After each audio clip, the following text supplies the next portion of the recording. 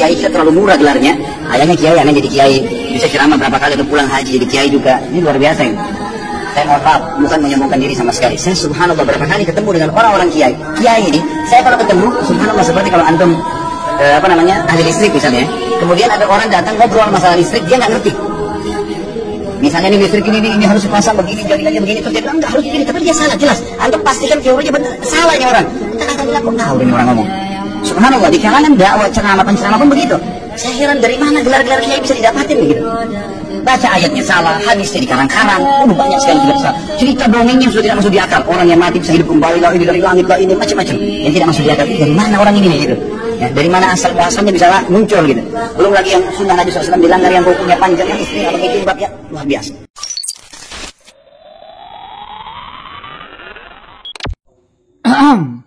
Ini kira-kira Pak Kiai yang mana sih yang dimaksud Pak Ustadz ini? Kiai yang gak ada ilmunya, yang jadi kiai hanya karena bapaknya jadi kiai, yang mana kira-kira? Kalau Gus, ya. Kalau Gus itu semua orang jadi Gus. YouTuber semuanya jadi Gus. YouTuber yang kerjaannya konten settingan aja.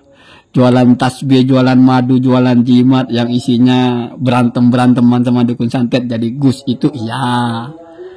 Aneh-aneh. Tapi kalau kiai, yang mana kira-kira kiai yang gak ada ilmunya, yang jadi kiai hanya karena bapaknya jadi kiai? Kayaknya gak ada Pak Ustadz. Kiai itu gak sembarangan. Kalau Gus-Gus, ya masuk akal itu. Tapi kalau kiai, enggak lah. Kiai itu simbol yang tidak sembarangan gitu loh. Kalau mau cari pendakwah yang aneh-aneh kan bapak yang aneh-aneh itu. Mana wudhu rukunnya 2 siapa? Kan bapak itu. Terus kalau nginjek tai kucing itu najis hissi. Najis makna, najis hissi. Batal wudhunya karena kucing tidak bisa dimakan. Kalau nginjek tai ayam, nggak batal, najis maknawi. Itu bapak yang bilang begitu. Yang mana itu salah menurut langit dan bumi. Jadi orang paling, pokoknya kecil orang saja itu sudah tahu kalau itu salah gitu. Bapak aja yang merasa itu benar gitu. Kalau yang ada ayat simahum fi wujuhihim min athari sujud, apa buktinya orang-orang bersujud jidatnya hitam, itu bapak fatwanya. Nggak ada ulama berfatwa begitu. Jadi kalau mau cari yang aneh-aneh ini bapak dan kelompoknya. Baca kitab terbolak-balik, menjelaskan kalam ulama terbolak-balik, seruduk sana, seruduk sini. Apa rukun qauli? Wah, wallahu alam, saya nggak tahu rukun qauli. Itu bapak. Bapak. Yang aneh-aneh begitu bapak. Nggak usah bawa kiai. Kalau nyari yang kiai pun di kelompoknya bapak. Misalnya Kiai Haji Dr. Zainal Abidin. Nafsirin ayat terbolak-balik. Yang suruh mengimlakkan pencatatan hutang yang punya hutang. Kata Pak Dr. Zainal Abidin, malah yang menghutangi. Terbalik Al-Quran ditafsirkan. Baca fatwanya Syekh bin Bas terbalik. Itu kelompoknya bapak yang begitu-begitu itu. Ya, jadi jangan merasa paling yes gitu ya. Jangan jangan gitu. Kita ini waras loh Pak. Gak usah bicara bener salah. Ini aliran bener, aliran salah. Kita ukur secara standar pengetahuannya sejauh mana sih. Imam Bukhari itu berguru kepada Sa'id Al-Musayyab, berguru kepada Ibnu Sirin. Dari mana? Kenapa Tuhan tidak bisa dilihat? Karena terlalu besar. Tuhan punya sifat fisik, itu bapak itu yang bicara begitu. Jadi tolong tahu diri. Indonesia ini bukan krisis orang alim, bukan krisis orang berpengetahuan agama yang luas. Jangan merasa bapak ini kelompok orang yang paling mengerti agama, sehingga menghantam simbol tertinggi yaitu kiai. Sembarangan bapak ini, sembarangan. Nah, jangan begitu. Mbok yo ngaji lagi yang benar. Kalau ceramah itu biar nggak aneh-aneh, biar nggak jadi bulan-bulanan YouTuber, biar nggak digojlok, keceluk dokter, ngotot-ngotot, ngadu-ngadu kitab, baca kitab. pamer-pamer kitab kicap. Itu kan kelompoknya Bapak yang begitu. Jangan ada dusta di antara kita. Ini hitam putih, Pak. Semua bisa lihat. Ada orang namanya Ustadz Badrul Salam, kelompoknya Bapak. Pede sekali. Imam Nawawi itu menyalahkan orang yang mensunahkan, melafadzkan niat. Blok. Baca kitab sepatok sepotek, nggak ngerti maksudnya, ngegas. Oh, itu ada ulama ini, ulama itu. Dikiranya bicara di depan orang-orang bodoh semua, baru Bapak yang ngerti bahasa Arab gitu. Enggak gitu, Pak. Enggak begitu. Bapak kalau berdakwah begitu, berdakwah di sana di orang yang belum tahu huruf hijaiyah itu, baru Bapak jadi paling hebat. Kalau di Indonesia jangan, Pak. Di Indonesia tuh banyak orang alim. Jangankan nggak usah kiai, Pak. YouTubernya aja itu udah lumayan, Pak. Udah ngerti kalau Bapak ini aneh gitu ya. Nah, ini digojlok. Kenapa? Karena dia menggojlok kiai. Kan jadi aneh ya. Kapasitasnya begini, udah terbukti sering aneh-aneh ceramahnya gitu. Kok pede gitu? Ngeritik kiai gitu. Tapi tidak disebut kiai yang mana kukunya panjang lah, istrinya tidak berjilbab lah.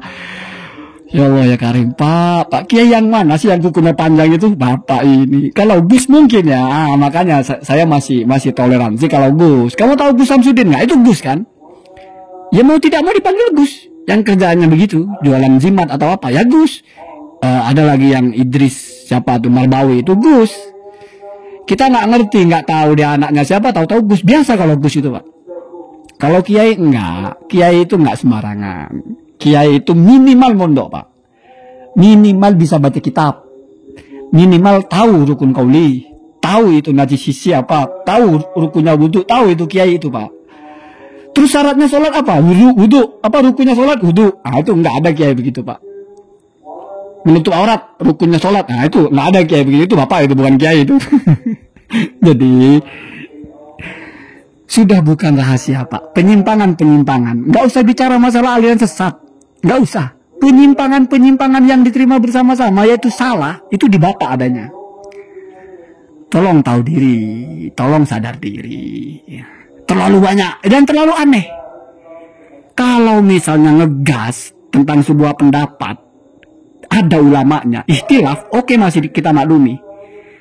Setidaknya misalnya menemukan pendapat yang orang tidak tahu, Bapak bisa ajukan datanya, ajukan dalilnya, ajukan rujukan ulamanya. Oke, ini mah enggak, Pak.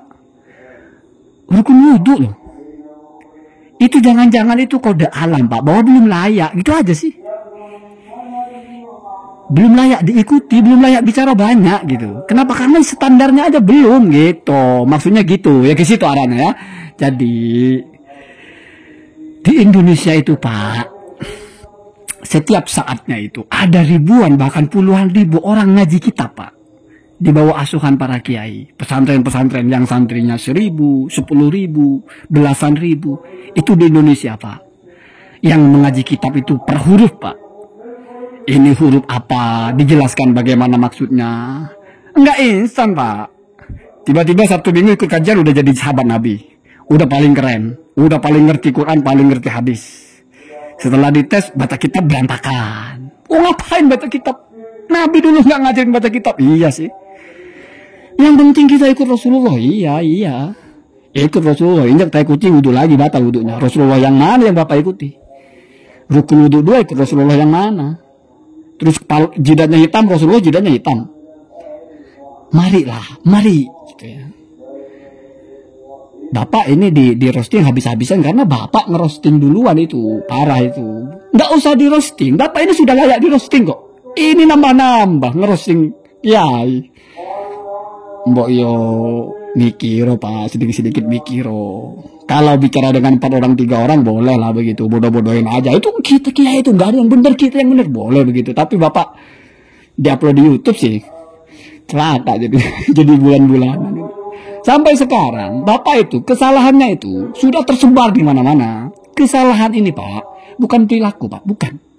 Bapak mungkin orang soleh, perilakunya bagus, ilmunya yang salah. Dan itu lebih menjijikkan, Pak, orang salah ilmu dengan salah perilaku itu, Pak. Orang salah perilaku, orang nggak akan ikut, Pak. Ada orang mencuri, siapa yang mau ikut? Tapi orang ceramah ngasal, itu menyesatkan orang, Pak. Makanya lebih menggelikan ya, kalau bahasa menjijikkan lebih kasar, walaupun itu lebih pantas gitu. Gak ngerti ngomong, itu masalah besar, Pak. Luar biasa besarnya itu. Merasa paling benar lagi. Aduh, puasa, tapi ini kan sudah nggak puasa.